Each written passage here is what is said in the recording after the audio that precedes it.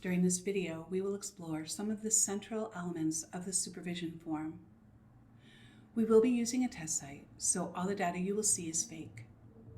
Before we begin, I just want to mention that the purpose of this video is not to discuss the details of what is entered on the form, but to focus on the navigation and technical features of the form. The supervision form is only available to those MIS users who have supervisor or data entry access to the MIS. It is located in the Settings tab under the Data Entry column. Click on the link to open the form, and then click on this drop-down arrow to see a list of active workers. If you need to complete a supervision for a terminated worker, click the All Workers box below. You'll notice that some of the names appear more than once in the list. This is because the worker names and roles listed here are connected to the active roles on each person's worker record. For example, Frida Sherman appears under Supervision, Family Resource Specialist, and Family Support Specialist because she is active in each of these roles on the worker record. So let's enter a new supervision. I am selecting Sally Brown's name. And by the way, it doesn't matter from which heading you choose the name, all the supervisions for the worker selected will show up. The staff person's assigned supervisor will fill automatically. The supervisor name can be changed here if another supervisor completes this supervision. A list of supervisions for Sally is listed here. We can see scheduled, missed, and pre-planning sessions. As with most MIS forms, if you see these gray up and down arrows, you are able to sort in numerical or alphabetical order. The search box makes filtering supervisions, names, and dates of session types easy. And supervisions can be edited, printed, or deleted by clicking on these buttons. To open a new supervision, click the New Supervision button on the upper right. Enter the date the supervision took place, not the date it is being entered. The heading of the form will show the staff name, the supervisor name, and the date of the supervision. Hover your mouse over the information icon to see the staff roles, the full-time, part-time status, and their current case weight. So let's review session types. A pre-supervision planning session allows the supervisor to capture thoughts on home visits or assessments prior to the supervision session, and also allows the supervisor to identify achievements or stressors to discuss with the supervisee. This session type will be changed to a scheduled or missed session depending on if the supervision took place or not. There is no need to create another session. Just click the Edit button to open it. Change the session type and continue to document the session as scheduled or missed. A scheduled session is used to document a completed supervision. A missed session means that neither the home visitor or supervisor was available on that date for their session. Now we are ready to select a session type. Let's make this a pre-supervision planning session.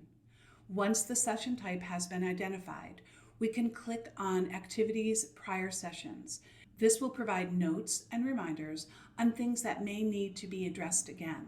It also provides a list of training courses that are late or on the horizon for this home visitor. The start time and length of supervision are not required for the planning session.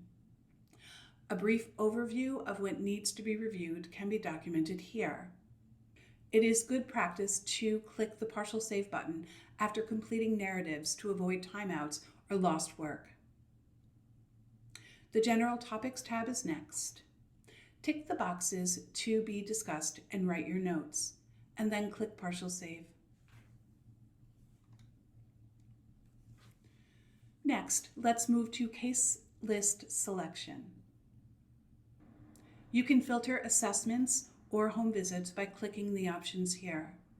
Also filter active or discharge cases or those cases that are overdue for in-depth discussion.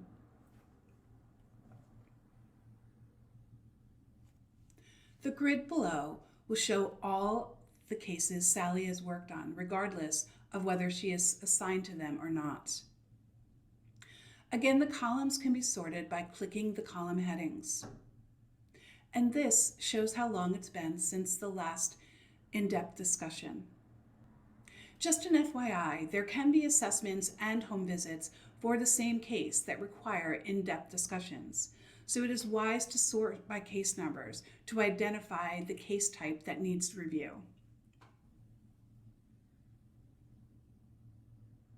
To add cases to the session, tick the boxes to the left of the case type PC1 ID, and then click the plus sign at the bottom of the page, and click the partial save button. For the purpose of this video, we will pretend that all the notes and items for the review have been completed in our pre-supervision planning.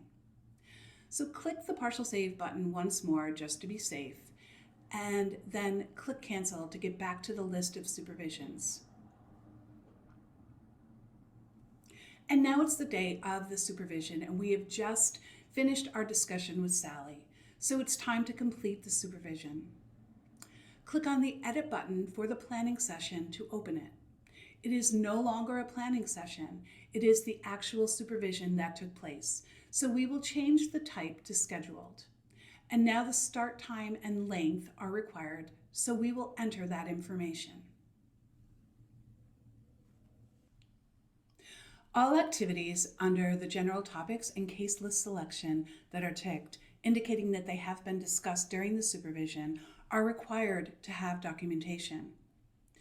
If a box is ticked and there is no narrative to follow, the finished form will show a validation message when the submitted form is marked as complete.